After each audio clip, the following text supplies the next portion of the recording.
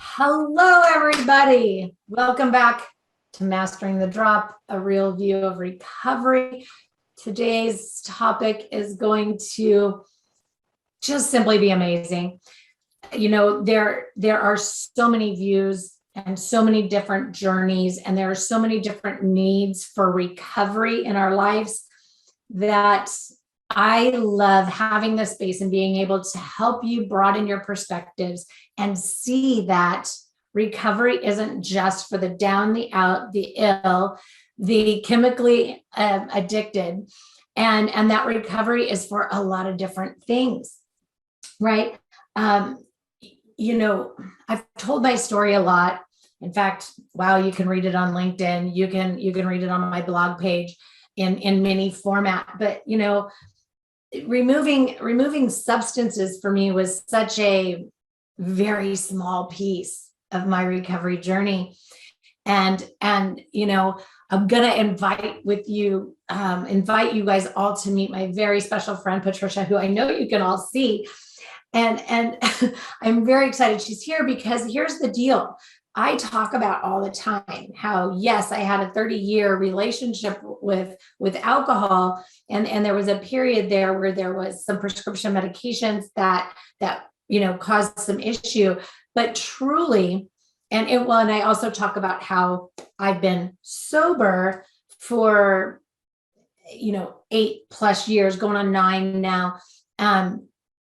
But I also talk about a 25+ year recovery journey, and you know, that makes a lot of people scratch their head. And honestly, it's because there were so many different layers and textures and situations and issues. So, I mean, when you start out with, you know, traumatic events and you talk about, you know, multiple sexual assaults, you talk about domestic violence, you talk about, you know, emotional, you know, neglect or abuse, whatever you want to call it, and differing relationships and how, you know, that all went. And then you insert things like, you know, poor coping through eating disorders, food addiction, you know, shopping addiction, and all of this seeking for things outside of me to bring me peace, joy, comfort, relief, value, validity, worthiness, all this stuff. Like, it's all the same. Like, alcohol was just one part of it. And so,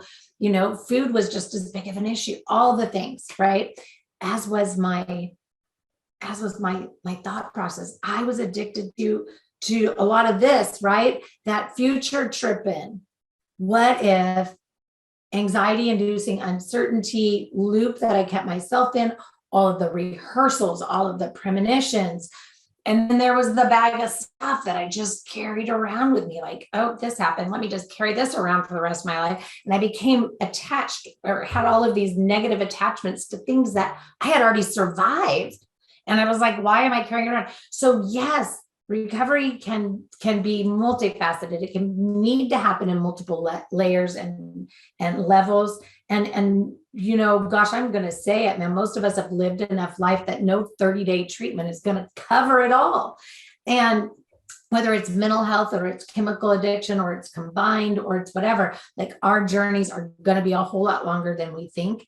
Because if it's a chemical substance, to include sugar, like, there's post-acute withdrawal that lasts 2 years anyway. So there is just so much for us to talk about when it comes to you know, recovery and our recovery needs. So, you know, today I'm super excited to bring with you, and I don't want to mess this up, so I'm pulling up a little bit of reading here. Patty and I go way back. We've done a lot of things together. She's invited me into her space to do a lot of things that have been just amazing, transformational for me as a professional, to meeting my goals, which brings me to the fact that Patty is the goal achievement strategist. Okay, so a little bit more about her. You know what? Patty's an international best-selling author. She's a global speaker. She's a consultant, a coach, a mentor, a conquering skill educator. I love it because she's like me, like, we give ourselves all these wonderful things. She's a host of the Rise Above Challenges, as well as the Rise Above Challenges Summit, which y'all know I was part of. I think it was her first one. Maybe it was her second one. I'm sure she could correct me. But she's also the founder of Ultimate Achievement Books with the Rise Above Challenges anthology book series. And she's the founder and creator of the Empowerment Network and creator of the peer-to-peer, oh, I can't read it now, mentoring and accessibility membership program. Anyway, guys, that's a whole lot, but aren't we so lucky to have you here? I can't believe we didn't think of this before now. I know. Tricia, I just want to thank you for having me on to help serve your community, as well as you help serve my community. And when I have you as a speaker on the summit, you know, it is all about being able to help people to get where they're currently finding themselves to where they want to be. And you're doing that in your arena, and I'm doing it in mine. But together, when we lock arms, it's amazing. It really is a ripple effect to everything, you know. And one of the things, and you and I, we could spend so much time together chatting and doing things and enjoying that company. But one of the things that you said, and I know you say it, you're carrying around that baggage. And what I say is, we all have it. We all have it. So name it and claim it. Name it and claim it. And one of the things I like, how I like to explain this is, just pretend you were going, I was going to jump on a plane and I was going to come find you, you know, to spend some time, to hang out, right? And I had my bag all packed, but when I got off the plane, they'd lost my luggage and all that stuff was in my bag, right? Well, you know, and they lost it, and it's been gone now for years, and the stuff is in there. Good, bad, or indifferent, it's in there. But then they come knocking on the door one day. And of course, it's when your life is most busy and hectic, right? They come knocking on the door. Hey, found your bag. And here it is. It's dumped out there. And your life is crazy and hectic. But then there's all this stuff you're having to deal with. Right? Isn't that what happens? It's there. So the stuff that, you know, what I try to tell people is the stuff that was really important, you replaced immediately, the stuff that you really needed. The stuff, what you were missing is the stuff that had fond memories and gave you joy. And the other stuff, the bad, the ugly, you know, stuff, it's either you no longer need that. You've outgrown that. The new you has outgrown that. Those bad things that are there, and that's talking about our memories and bad things that have happened in our past. What I say is, don't let those hold on to us and keep our thoughts and feelings in the past, because what we need to do is learn from those things and empower them, use them as the energy to move us forward. And because that's what it is. We need to spend the time that we have for the rest of our lives to make the best out of it, driving down the road, looking out the windshield at all the opportunities and what are there for us, rather than, you know, looking in the rearview mirror. We're gonna get in accidents and everything. So that just you know, clicked for me when you said that, because we all have that baggage. So I'm so happy. Think, you know, that it's like we have so many similarities, and I think it's so rad. So, you know, like for my people that are listening, that work with me, right? Like Patty's talking about, you don't care if I call you Patty, right? No. I mean, I know I do in person. Yes. Or anyway. But you know what Patty's referring to, guys, is our shelving system and our metaphoric trash can, right? Like, and that's the work that we do. Like, one, if it's in the past, like we've already survived it. We've made it through it. Any day we wake up without a chalk line around our body's a great day. And it can no longer hurt us, right? Like, you can't go, oh, I have this memory of a near-death experience and think like it can continue to hurt you, because it can't, because that time has come and gone.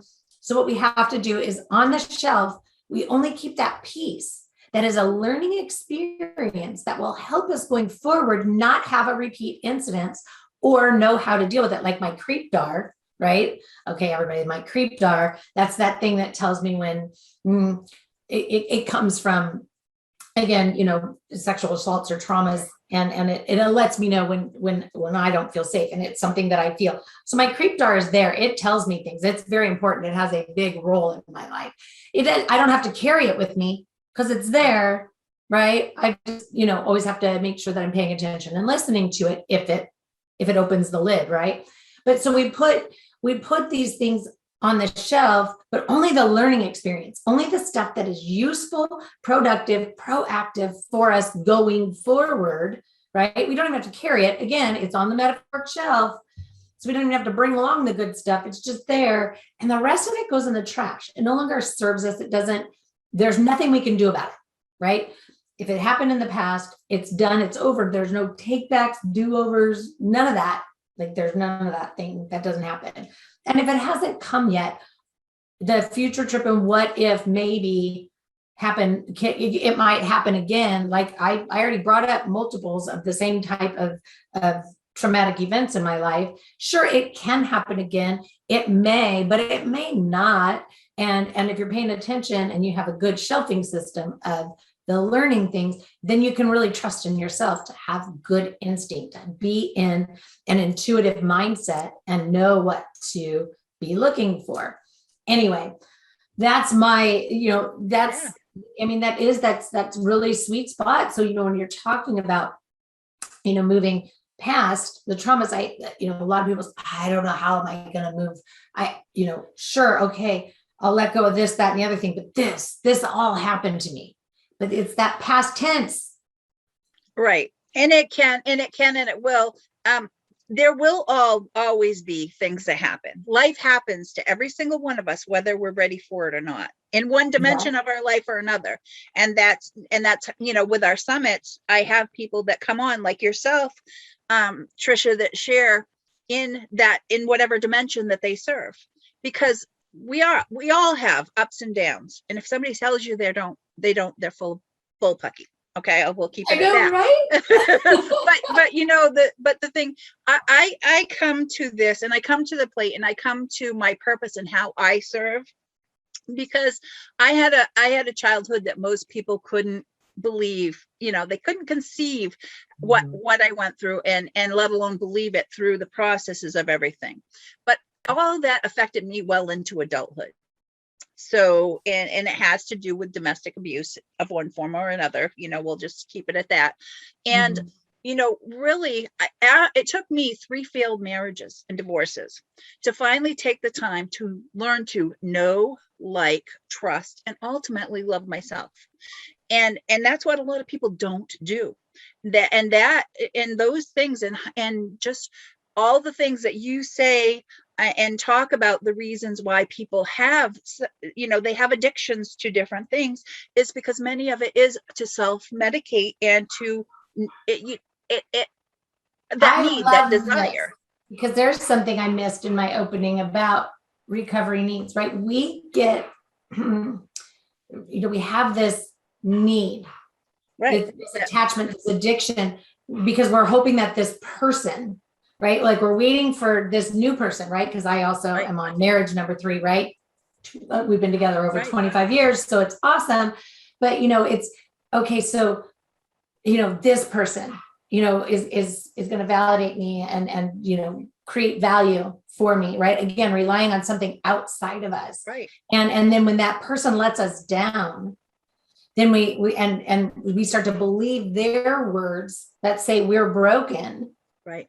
Then we just go to the next one, and we bring along that we're attaching this to that new person, and we're just all the while are waiting for somebody or something else to fix us, when it has to come from the inside of us. Yes. The problem is that this level of emotional intelligence, Patty, that we're referring to, it's not innate. It's not an innate talent that we all have. It has to be taught. It has to be cultivated. It has to be conditioned, and it takes time.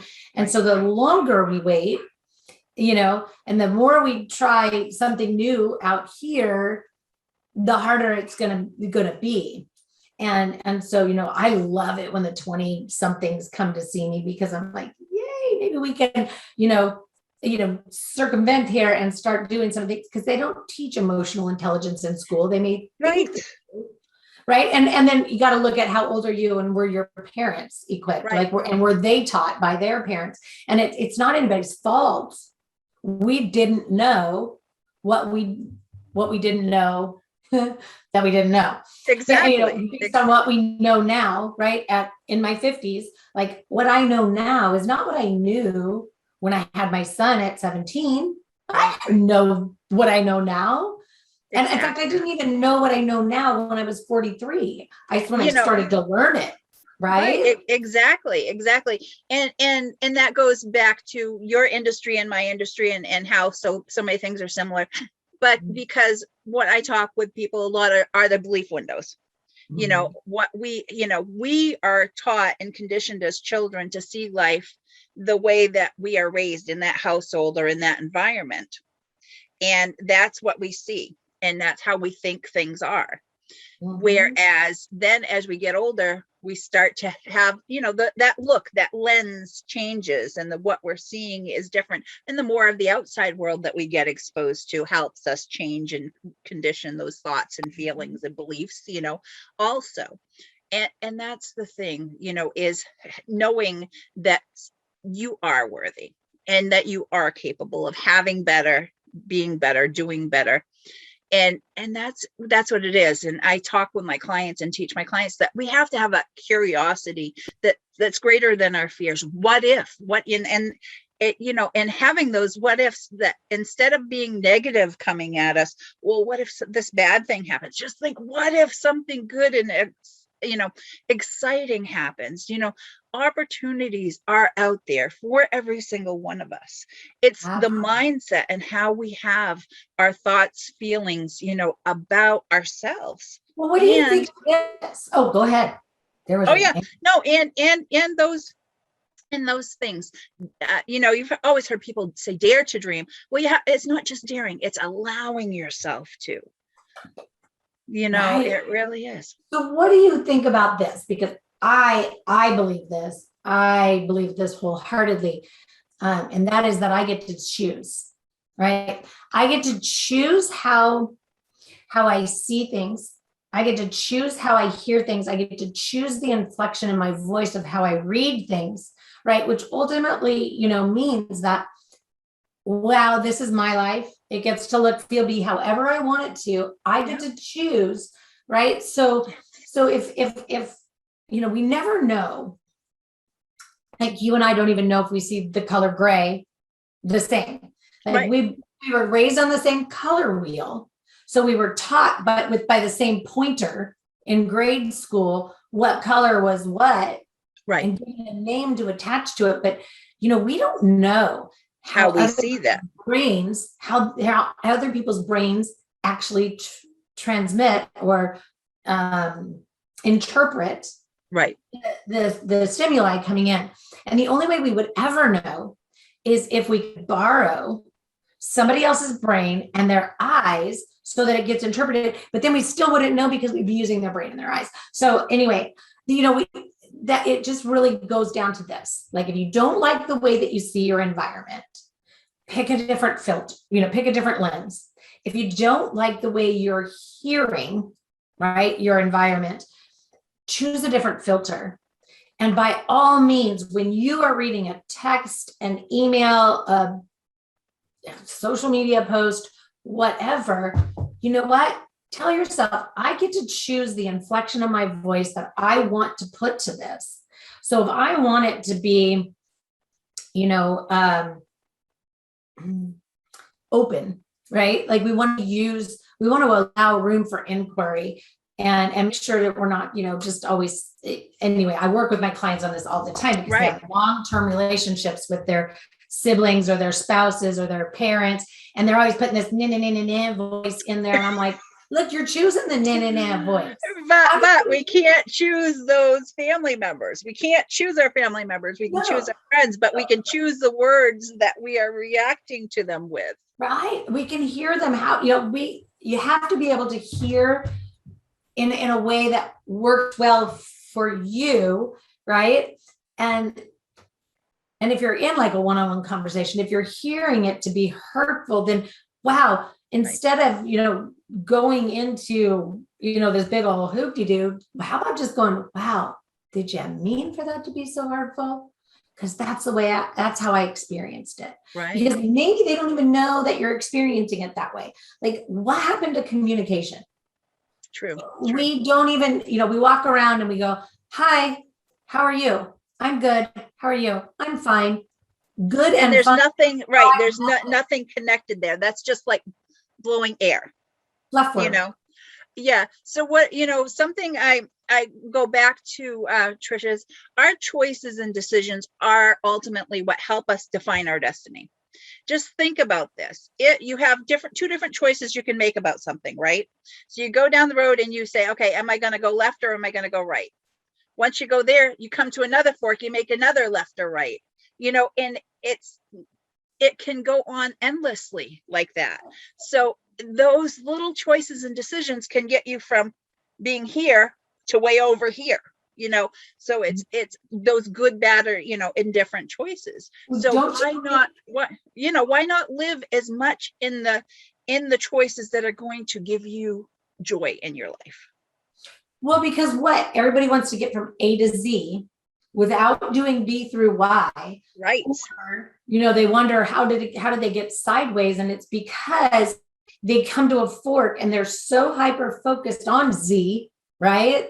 That they don't realize that they went to B1 Right. instead of B2, and they're not intuitively making sure that they know which choice they made. And then when they back up or fix or whatever, I don't even know how I got here. It's like getting jackknife, pulling a right. Or whatever. Like, how did this happen? Well, if you don't turn the wheel right, the back end's going to get squirrely on you. Yeah. And then what do? You're stuck like this. But it's all about that being present and really being, before you make a decision, making sure that you're in your wise mind or that intuitive mindset, which is the culmination of your emotion and your rational mindset, right? Just like passive, aggressive, and assertiveness. Anyway. And so that brings me to what, some of the stuff in the basis of what we're talking about today, Tricia, because it's all about going from that trauma, whatever caused that trauma, going from that trauma to be able to live your life without drama. And because we all know, and all those things, they create drama and stress in everything in our lives. So really, it's really taking a deep look, no matter if it's any type of thing that you're trying to recover from. So let's use this just from a recovery basis and standpoint. Okay. Anything that you're trying to do, we've already talked about not letting the past hold you back.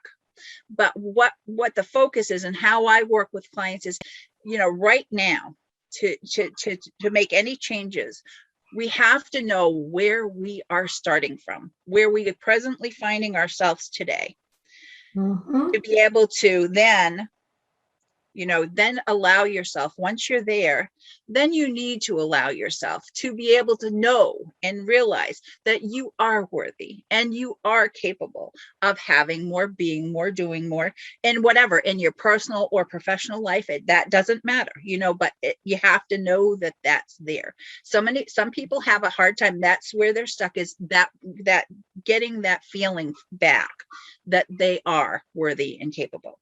And that, and as well as I do, we work with clients on that basis. But once we get them to that point and teaching them, and I teach people all the time, you have to have your own definition of what success is to you. You have to have your own definition of what wealth is to you. And even health. Some people are healthy and are perfectly content in everything somewhere.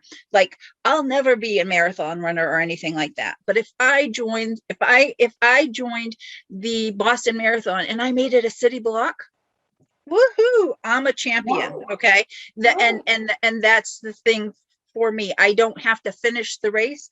I don't have to come in top 3. But some people, if they're not coming in that top 3, they're not even going to bother, and they're going to consider themselves not.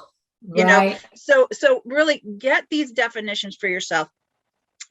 Have your own boundaries. A lot of people don't create their own boundaries.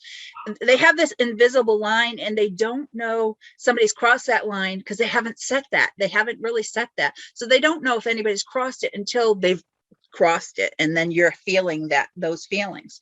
So if you do these things ahead of time for where you want to be and what you will accept, once you have those, and the difference between having somebody that you notice when somebody walks into the room, you know how some people automatically they have a presence, they spread joy or whatever, they have that. But also somebody that knows themselves, likes themselves, trusts themselves, and loves themselves, when they walk into the room, do you think somebody that is an abuser is going to, or what, you know what I mean? In that case, are they going to pick that person to? No. All right. So that's that personal power. And that's what I work with clients on, to gain that, so that they are able to, once they get to that point, all right, now what? Then they're hungry to learn more, to do more, to have more, to be more. And then, dream, to have those dreams and goals. And that's the exciting piece of it, because the opportunities are out there for every single one of us. And even, it's really strange, even with the global pandemic, that has, it shut things down, but it also has allowed for us to really take a deeper look within ourselves and who we are and what we want. And most people, I think, really, why people get addictions and everything is because we were just talking that need or that want for something to fill something within themselves. Once we can get past that and get that filled, then it's like, wow, now what? Right. Well, and you said a few things, and so I'm gonna kind of go back and just kind of connect some dots, right? So okay, so you're talking about defining for yourself, right? So if we're looking at and of course I'm associating it for my clients, right? If we're looking at that life balance wheel, we have 8 primary categories and we have 6 subcategories. So we're looking at 14 categories. This is what she's talking about, right? So where I prompt you to define for yourself what those categories represent, right? This is where, because you have to build your own life. You can't go, okay, well, I read in a book somewhere that life balance was, health and home and work, and having a balance between, a healthy balance between those 3 things, everything will be great. Yeah, no, there's so much more, right? And then you have to know how they cross associate, and how when you do something that you think is social, you're really actually hitting a bunch of other different buttons. But first you got to define it. You've got to know what they represent for you, and you got to know what your role or position or stance in those is going to be. And then when we're talking about boundaries, I take this again, I break this out a little bit further.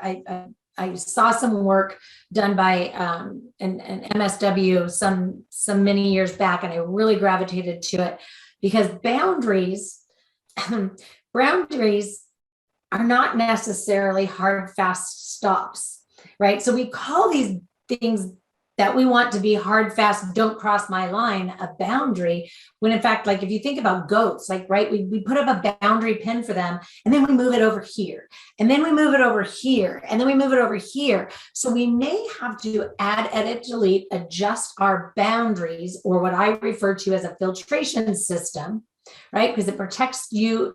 You get to choose what you let in, but you also get to protect yourself and others about what you let out, right? So how porous or open is your filtration system? Is it a brick wall, or, is it something more bendable, pliable, flexible, movable, right? So we have this boundary system, and it protects you, but you also get to know, like, hey, when I'm over here with one of my categories, right? Because we have to break down our categories. We have colleagues, but we have our peers, and we have our bosses, and we have yada yada. Everything's got a category. And so what do I need in each of these situations? Because if you go, oh my gosh, when I'm around some certain types of people, I feel small, and then you attach it just blanketly, right? Like, we can wean that down. I had somebody tell me how they felt about something, and by the time we got done, it really only belonged with one person in her life. And we had backed it all the way down to just one person, and she had been attaching it to her entire family, extended and elsewhere. And I'm like, look, man, this doesn't even belong there. So anyway, we get to define all of this stuff, but we have to, we have to make things palatable. So when we get to those hard, fast stops that we need, look up the definition, man. Limits and limitations, right? A limit, it's a point in which you cannot go past. And that doesn't mean if it's for you, right? I can't stay at this barbecue for more than 2 hours because I know everybody's going to start getting tipsy and hammered and I'm going to want to drink. I got to leave at an hour 45 and be down the driveway. That's a limit or limitation that you put on yourself, right? But then there can be those other ones, like don't touch me is a limit. Right. Like that's a Right. limit. I'm like, no, don't stand behind me. Like for me, like if you are ever out and you're really observing yourself and you're like, I just am uncomfortable in certain situations, notice what that is. But it takes knowing what your categories are, right? Like my physical boundary, it's pretty tight, right? Like back here and even, I'm definitely not a Right, your close space. talker. Yeah, I'm not a close talker and I'm not overly affectionate. I'm just like, I don't. Whatever. But, so you have to know what they are so that you can start identifying why why when I'm with my family, am I totally cool? But then I get around my friends and I start feeling a little like my shoulders. And then when I'm in a room, like, call it a big corporate event, whatever, you don't know, but 10 people, you're like wallflower, like social anxiety, whatever, pounding drinks, eating everything at the buffet, whatever you have to do to make yourself invisible. Anyway, so, these are those things, right? And these are all tools that we all need to have, when it comes to being able to say, because I spent most of my life this way. I spent most of my life feeling that my thoughts, my feelings, my emotions, my opinions, my beliefs, my dreams, wants, needs, desires, and aspirations were not seen as valid. They weren't seen as holding any value. And that, I was better off just being silent, being seen and not heard. And that I was very disposable. So that was stuff I created, right? So as soon as I let all of that go and I went, you know what, this is a bunch of hogwash because my thoughts, feelings, emotions, opinions, and beliefs are valid and they are valuable. They are worthy of being heard. And guess what? People actually want to hear them also. And I'm telling myself these dumb stories that I don't need to tell myself because they don't even belong to me. They have been some, poorly informed person that entered my life for a brief moment and they started telling me that, but they certainly weren't my truth, right? So guys, like when you hear us talk about this, know that, and I know I said all of that real fast, but, we're not talking about anything surface, either one of us, right? Like we have different specialties and that's why we work really well together. Yes, our stuff crosses, but, if you don't feel like you can even just sit here and listen to this conversation and be like, oh, I got this, right? Like you want to find your avenues to finding out what's a good starting point for me, right? So, Patricia, you were, there was a specific thing we were talking about before we came in the room that I knew we wanted to touch base on today. And this has gone so organically perfect. Let me see if I can find it, but. Right. Okay. Well, yeah. Well, in the meantime, while you're looking for that, Tricia, I really wanted to think about and have people give this a thought.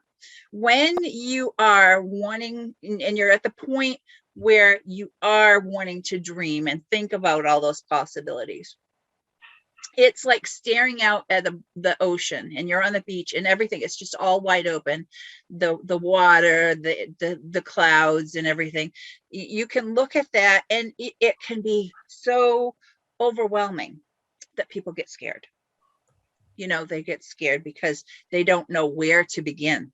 Where do I dare venture out? What lies out there for me? What's under that water? And that looks so far away because it goes forever and ever. So some people really are able to gravitate to that and grab onto it and just let their curiosity fly. And other people, when they see all that, it's overwhelming. So, Mhm. and that's how I work with people to build smarter plans. And I talk about, and everybody's heard of smart plans, but I add the ER on it because they have to be editable and revisable, because life happens to every single one of us, whether we're ready for it or not. So with that aspect, so once you get to the point, and I work with people to build those smarter plans to get them from now, again, we know where they are, they're all good, we have that, and then we start putting together the plan. But it's not a straight road from here to here. So we know that those plans have to be editable and revisable. But it's, and I said, our curiosities have to be greater than our fears. And it helps. I teach people what we call sensory vision, and I call it sensory vision because you've heard of vision boards, and everybody knows, you look in magazines for pictures of things, or on the internet, and of what you would like to, and as close as what you can picture and envision in your mind of where you see yourself when you have achieved and that goal. And that you don't have to just start off small, start with small goals. And then once you have achieved that small thing, it empowers you, and it gives you that much energy, and it bolsters your confidence and courage to take on something bigger, so I love this. so really thinking about that. And if it's in recovery, maybe that thing is just getting and it's different things. So we'll just say your month chip, your 6 month, you know what I mean, or whatever like that. So thinking of it that, and bolstering that confidence and courage to continue that journey to get. So each time you do that, you're just empowered that much more to get where you want to go. And don't think, and so many people think, hey, if I just get that there, I will be completely happy and satisfied. But the thing is, once you get there, you're going to have other interests and aspirations, and there's other things that you'll want to do, So no one ever has everything right. No one ever has all the answers. And don't think that there's the know all and be all of everything. I really, one of my goals in life is to myself at the end of my life, to be able to sit and have a conversation with family members and friends. And I want to have as few could have, should have, and would have conversations. I want to live my life to its fullest potential, my life. And that's not in comparison to anyone else's. And that's where so many of us, we go in, and that's what causes issues, is we're always comparing ourselves to other people. And social media today, in this day and age, is like the worst for that. As we're on social media, I'm like, right, right. But as far as that comparison, have those definitions, and this is where those definitions are important to know what success is to you, what wealth is to you, health, have all these things for yourself, because it doesn't matter what anybody else, I can say, oh, Tricia, I wish, for you should do this, whatever. But guess what? If it's not inside of you, if it's not your passion, is it ever really going to happen? And even if it does, that's just like kids getting pushed into getting a college education. It's not something that they have had real interest in. They get there, they go through college, they get out, they graduate, they're $250,000 in student debt. They get a job in that industry, and in a year they hate it, or they can't get a job in that industry at all. Or they don't finish and they come out and need me for, addiction recovery, because all they did was drink. Right. That, I mean, there's that. And this is honestly what I was aiming at when I said, gosh, like there was something else that I really wanted to talk about, because, and as you brought up recovery, I think, for people, and I've had clients like this, and that's why it's so amazing that, we've been able to like go and find our cohesiveness, because it's pretty awesome. Because I have had clients that when we get to the end of our work together, it's like, okay, great. Social anxiety's gone. I feel confident. I've been clean for however long, depending on what that is, like I feel secure in my recovery process. And now it's like, because I consider myself the now what's next for somebody that had to go to like detox and residential, things like that. But then there's still sometimes that what's next, because think about, I'm a business owner, but everybody needs a coach for every level of everything, right? Like I have the gurus that I go to, and I have a network of people that I work with, right? Or that I talk to, like Patty is one of them, so, we all have room to grow. So sure, I went on this big recovery journey, and then I went on the educational journey, and then I went on the creating and the, practice journey, right? The practicum journey, where, I was working in every other level of care that there was for addiction treatment. And then I started finding, my niche where I feel I belong. And then I realized that, wow, this is actually beneficial for people that have food addiction, that have, codependency, that have anxiety, that have depression, and great. But here's the deal. And then, we go into this, and then we go, okay, now we have our esteem needs met, because I've since, created that level. And then we make it lifelong, manageable, maintainable. And we learn how to invite our environment to understand or see us. But then it's still, okay, great. Now I want to grow my business. I want to launch my own business. I want to create a resume. I want to feel like I'm employable, or I'm whatever. And you know what? Like I can give you all the self-esteem, all the emotional intelligence, and all the recovery stability in the world, but I ain't going to tell you how to launch a business. Right? Like that's not going to be me, and I'm going to refer you. Right? Like, and so this is why, I'm always wanting to bring like my network of empowering women and men. Although so far we've only had one man on here. His name is Pat. He is pretty amazing.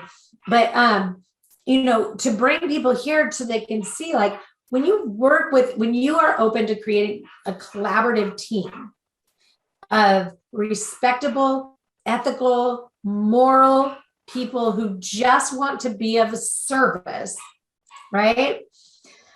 Then what you're for all intent and purposes are saying is that I'm not putting all of my eggs in one basket. I'm not going to hold you accountable to be all and end all to repairing my life. Because if somebody tells you they can give you all of that, they tell you like, I can heal your trauma, and I can get rid of your addictions, and I can give you the self-esteem, and I can make it lifelong, manageable, maintainable, and I'm going to teach you how to run your business. And all the, if you have somebody that says they can beat all of that for you, they're lying. Or, they could, maybe if they only take on one client at a time, and they literally have the, sure, self-made coaches that, are, doing it from their life. Sure. We all have a little piece of that. But we still got to we're talking about mental health and we're talking about physical health. We're talking about spiritual health. And we're also talking about our life planning needs and our life health, like living, like our professionalism, like all these things, it's a lot. And so, that's, I don't know. I always tell people when they come on board, like, hey man, if your trauma is too much for me, because I'm not a trauma therapist, I don't do EMDR, right? Like if it's something that's going to get in our way, we're going to bring the right person on board, and I will help you find the team member that we need to add. Right? You need providers that are willing to do that. Right. And sorry, Tricia, that's why, today. Right. So that's so much here. This just really hits it on the nail on the head. why? Okay. So I do my one-on-one coaching, group coaching, all that, but I have my show where I have guests come on and share struggles they may have had in their personal or professional lives and how they made it through, and or products or services that they offer to be able to help somebody on their journey to goal achievement, so that those are people that I can send my viewers and listeners can go to connect with for that aspect. And then that just went so well. That's why I created the summit. And actually, so you were on the first summit, the one in April. I just got one done in July, and we have one coming up in October. Right. So, but with that, again, and it's global, because again, I boldly confess, I do not have all the answers for everything, but the connections that I've made and continue to make with people such as yourself, Tricia, if I ever have anybody that is coming to me and that I know has questions or concerns or in need of treatment for recovery and any of the things that I know that you deal with, definitely, it's growing my network. I grow my know, like, and trust in my network, and I refer people back and forth for that aspect. So that's a total blessing. And I know, again, having those people, it's kind of, for myself, it's a weight lifted off my shoulders. If I have somebody coming to me with that, I can help them in certain aspects, but then I give them connections, over to man, someone. for sure. Yeah. I mean, that's why I invite people just to come to the space. It's like, hey, let me introduce you to, like, all my peeps. Like, here they are, and or I tell them, like, hey, these are the books I'm listening to right now. These are the books I'm reading right now. And, they're working and speaking for me. And so I don't even try to hide what I do in my own personal life, from people. Like, I gotta grow, change, morph, shift, heal, whatever, expand all these things in my own life. I tell people all the time also, like, I do the work right alongside you for me.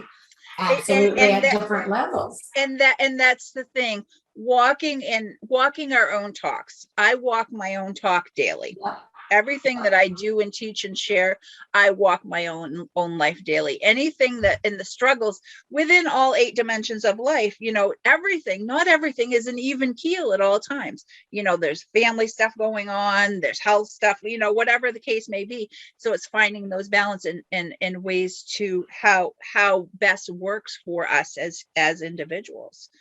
And sharing the fact that it is true and it is real, and some of the things that I teach about self-sabotage, and there are many things that cause us in different ways that we self-sabotage. Mm-hmm. But identifying that and knowing that when it's coming, when it's happening.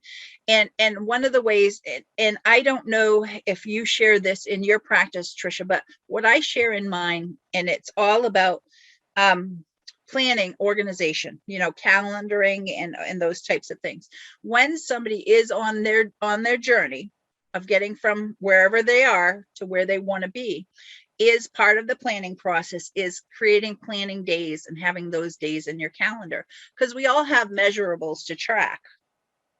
Right. And I teach people to budget their time, their money, and their energy.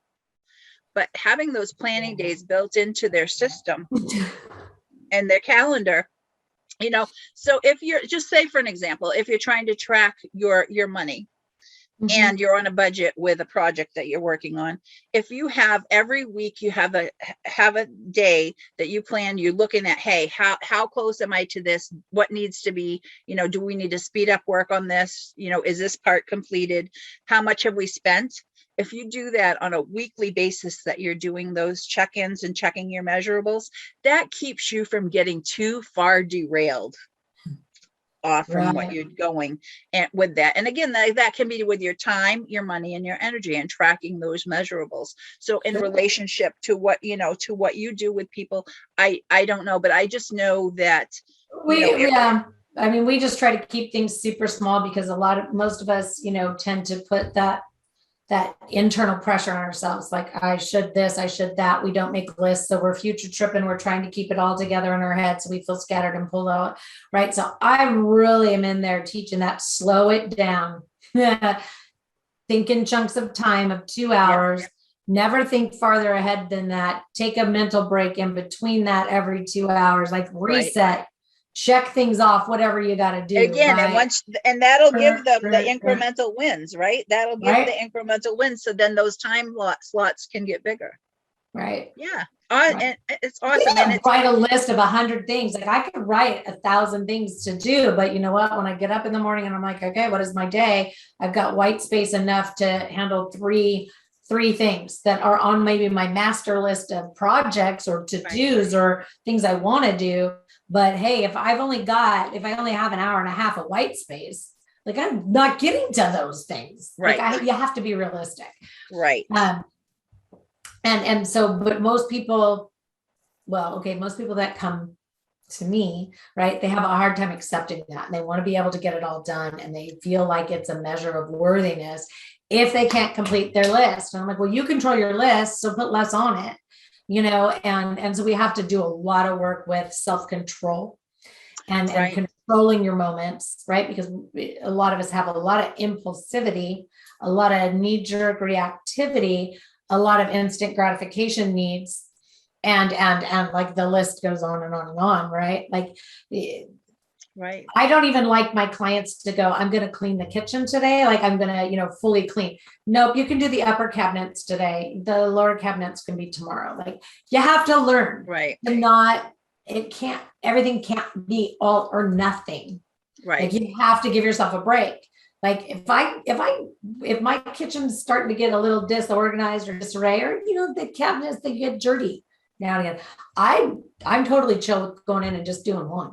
Like, okay, I got time to do this one, so whatever, I'm just going to do this one. It's the one bugging me the most, and I'm using that as an example, right? Like sometimes we got to just go, this is what's nagging at the back of my neck the most. Therefore, it is absolutely the only thing that is a priority for me today. True. Anything else that actually gets accomplished is a bonus. And this is the only thing that matters, right? Yeah, true. You can't make that only thing this ginormous. Anyway. Exactly. And some of the things just that makes me think of something. One of the things I do is I can have a 6-week course that I can actually break down and have that 6-week course be done in one full day workshop. But that's not going to work for everyone. Some people need that time to process doing it the smaller pieces. You know what I mean? Like that. Yes. Or some people want to get down and get to business and do the work then, and then, they either take it and do something with it, or they're just overwhelmed and do nothing with it. And we've all seen that happen in our own lives. Oh yeah. I tell my clients all the time, like, yes, this is a 9-module course. Transform is. My Evolve is a much bigger program, but Transform is a 9-module course, but you got 12 weeks. And you know what? Gosh, if we go over the 12 weeks, it's really not that big of a deal, right? Like the key is doing one lesson at a time. I've got it set up like with the restrictions. Like you don't get to poke around. Like you got to do one at a time, because there's a reason and there's a purpose for everything that you do, and it has to go in order, and you have to bring each one along with you when you go to the next one, right? Like we all have a method to our madness. Sure, I've got a short 3-part series. I think you might have actually even had the opportunity to watch it. I don't remember. But I have a short 3-part series. It's just an overview. It's going to tell you all the wonderful things that sure you're going to benefit from having, but if you don't dive into the full work, it's still not going to happen for you. But now you at least know, and you can go find it elsewhere if that's what you want to do. So there's everybody wants that, that quick fix or that instant gratification. We're gonna go ahead and start winding down and wrapping it up. But one of the things I teach people is add, edit, delete. Right. So if you are, reading this self-help book, and I'm just going to use, You Are a Badass by Jen Sincero, because I love that book. You're reading that and you're listening to it. That's awesome. Right. But if you try to fit her method, if you try to fit your life into her method, it's going to be like putting a square peg in a round hole.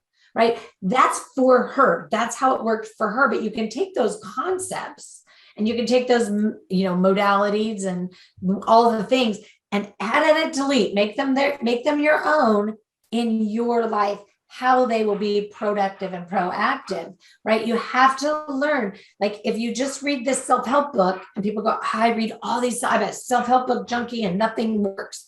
Well, what are you doing to implement them? If you don't actually do the work, did you do the worksheets in the back of the chapter? No. I already knew that. I already knew that. Well, anyway, I can talk about this for hours, right? So, if you want to do a self-help journey, reach out to somebody who trust and respect, right? Like myself or Patricia, and ask us, if we have a self-help version, and maybe then at least, you have a fail safe when things aren't going the way that you hope. I generally don't. I have on occasion allowed somebody, access without signing up for the whole kit and caboodle. But anyway, we all have different versions of how we do things. And I do have a way that it can be less, but, learn, listen to what we're saying is, yes, you can do this all in a weekend, but you're not going to learn it all. It's not all going to magically incorporate into your life. It's not going to condition the new behaviors or attitudes or processes or, procedures or any of that. Like you have to plan it, right? Like Patricia says, you've got to plan it.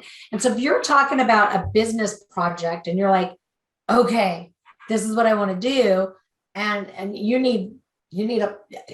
gotta reach out to somebody that can tell you how to get to that kind of a goal and a goal achievement, right? Because it's important, because Patty's already gone through and knows what systems and processes that need to go into that.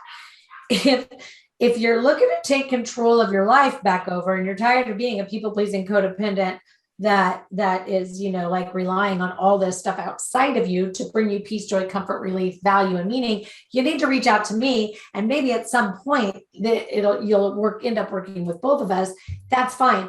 But really for now, what we really wanted to bring here today, and I'll let Patricia absolutely give her closing statement here, is we can all overcome trauma. And yes, we have organic conversations here. So sometimes we get a little sideways, but those traumas that you've been carrying around with you for however long, 30, 40, 50 years, 20 years, even if it's only 10 years, those traumas, those past poor, bad experiences that you are allowing, I'm going to say that out loud, you are allowing to shape and form you going forward, doesn't have to be the reality, doesn't have to be the story. You can process them, package them, trash them, shelf them, whatever it is that you need to and or want to do with them. You just have to believe that you have the power built inside of you, or reach out and have one of us teach you that power and how it can be built. Because it is possible. I'm living proof.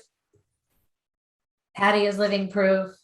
And yes, our businesses are, different, but similar. But we are both, women that have spouses that are happily married, that have children, that have grandchildren, that have dogs, that have houses, that have bills, that have businesses, right? We have all of those things. And it wasn't like a cakewalk. It wasn't like, oh, I just want this. So, blink, instant gratification happens. And there it is. Like we both have had to work really hard, right? So Patricia, give us your thoughts for closing, and don't forget to put your stuff in the comments. Okay. As soon as we finish, so they can reach out to you. And again, thank you, Tricia, for having me with you. I always love our conversations. It is amazing how connected. And I'm in Maine. And you're in California. So I forgot that. Yeah, exactly. And it's so funny. But I'd like to leave your viewers here today with something to help. When you are in your beginning of the day, when you get up and you're looking at how, what you have in front of you for just today. Let's talk about just one day in the morning. Think about those conversations and the people that you're going to be meeting with. And you might be looking at and say, oh, geez, the last time I talked to them, it didn't go so well. Think about this. Just try to look at it this way.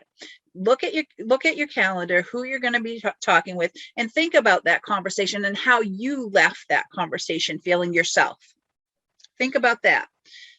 Now think about, hey, I'm meeting with that person today, but you know what? I don't care about how they feel when they leave this conversation with me. I want to feel better when I'm leaving this conversation. And plan for that. Plan for your conversation and prepare yourself, your mindset on how you want to leave that conversation feeling.